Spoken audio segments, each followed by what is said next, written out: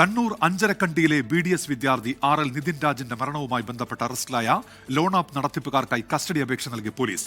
നിതിൻ രാജിന്റെ മരണത്തിൽ കുറ്റാരോപിതരായ അധ്യാപകരെ പിടികൂടാത്തതിൽ പ്രതിഷേധിച്ച് KPMS കണ്ണൂർ കമ്മീഷണർ ഓഫീസിലേക്ക് മാർച്ച് നടത്തി. അന്വേഷണം വഴിതിരിച്ചുവിടാൻ ശ്രമം നടക്കുന്നുവെന്ന ആക്ഷേപങ്ങൾക്കിടെ നിതിൻ രാജിന്റെ കുടുംബം ഇന്ന് കണ്ണൂർ സിറ്റി പോലീസ് കമ്മീഷണറെ കാണും. നിതിൻ രാജിനെ മരണത്തിലേക്ക് നയിക്കാൻ കാരണക്കാരെന്ന് പോലീസ് സംശയിക്കുന്ന ലോൺ ആപ്പിലെ 3 ജീവനക്കാരാണ് നിലവിൽ ജുഡീഷ്യൽ കസ്റ്റഡിയിലുള്ളത്. Kannur judicial first class magistrate കോടതിയിലാണ് കസ്റ്റഡി അപേക്ഷ നൽകുക. നിതിൻ രാജിനെ ഭീഷണിപ്പെടുത്തിയ ഇൻസ്റ്റന്റ് ഫണ്ട്സ് എന്ന ലോൺ ആപ്പിലെ ടെലി മാർക്കറ്റിംഗ് ജീവനക്കാരായ UP ഖാസിയാബാദ് സ്വദേശികളായ ഋഷികേശ്, പ്രശാന്ത് കേവൽ, ഹരിയാന സ്വദേശിയായ പ്രകാശ് ജയ് എന്നിവരെയാണ് നോയിഡയിൽ നിന്ന് Kannur city cyber crime police arrest ചെയ്തത്.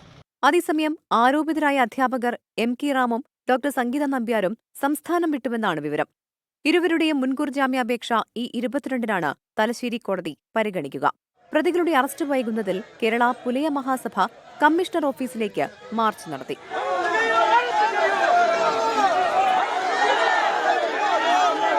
അന്വേഷണം ശരിയായ ദിശയിലല്ലെന്നാരോപിച്ച നിതിൻ രാജിന്റെ കുടുംബം ഇന്ന് സിറ്റി പോലീസ് കമ്മീഷണറെ നേരിട്ട് കണ്ട് ആശങ്കയറിയിക്കും. 24 കണ്ണൂർ.